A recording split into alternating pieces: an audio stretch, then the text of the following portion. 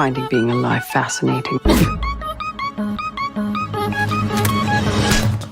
Hey guys, Society Reviews here with my review of the film Poor Things. Whenever a film coming out of Hollywood gets universal praise within the industry, that should be the first red flag that something is not right here. For months, progressive critics have been showering universal praise over this movie, claiming that it has the potential to dominate the Oscar award season. When you read the synopsis of this film, it definitely begs a few questions. Poor Things is a story about a young woman named Bella, who was a pregnant woman who decided to commit suicide by jumping off of a bridge. Her body is found by Dr. Godwin Baxter, who is given the nickname God. Very subtle. Baxter decides to resurrect Bella's dead body by taking the brain of her unborn baby and putting it into her brain and turning Bella into his very own Frankenstein experiment. Bella essentially becomes an infant trapped in the body of a 30-year-old woman. But as time goes on, she begins to learn things about the world and she wants to go on an adventure to find out who she truly is. And of course, in the realm of Hollywood, self-discovery always leads to sexual liberation, which is basically whoring yourself out.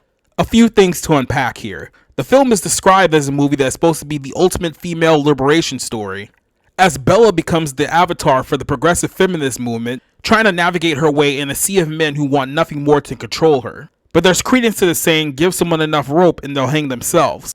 Or in this case, let Hollywood talk long enough and they will reveal their agenda to you.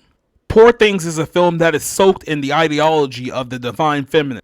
A film that takes the ideology of nihilism, feminism, occultism, and anti-humanism and rolls it all into one. Right off the jump, you have a story of a pregnant woman who commits suicide because she's unhappy with the way her life is going. So the film's way of saving this woman is taking her unborn baby and using it as a sacrifice to save the woman.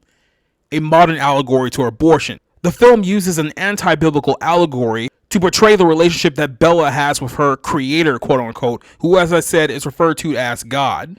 As Bella strays away from God, Bella wanders into a world that is flooded with mankind is terrible, men only want to control women, women's only sense of liberation is sleeping with as many people as they possibly can, rich people bad, poor people good, and let's throw a little bit of lesbianism in there while we're at it. The film even goes as far as to call on men to be accepting of Bella's devious lifestyle, because if they're not, well, maybe they're misogynists or they're incels. And this is the fundamental problem with modern movies in 2023. Hollywood today creates protagonists that they think actually are going to identify with the majority of its audience. Bella is created as the avatar for the modern day female experience. They expect the overwhelming majority of women to identify with her character and see themselves in Bella. While this may be true for women who are devoid of any moral values living in Los Angeles or New York, this simply is not a reality for the overwhelming majority of people. The film essentially wants you to root on a 30-year-old woman with the brain of a child as she has one aggressive sex scene after another, which goes on for roughly 2.5 hours. As if the audience is supposed to be rooting this behavior on, instead of seeing the moral bankruptcy behind it. Of course, that brings up another problem. Because all the men in this film are flawed by design,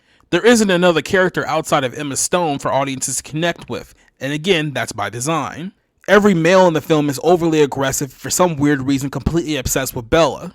Not to say that Emma Stone is ugly or anything, but at least the film will make a little bit more sense if it was starred by Margot Robbie. Poor Things is a completely morally broken film that's only going to play well to people who read the Huffington Post and people who are permanently on film Twitter. I give this film a 4 out of 10. You're the most beautiful woman I've ever seen. I am finding being alive fascinating.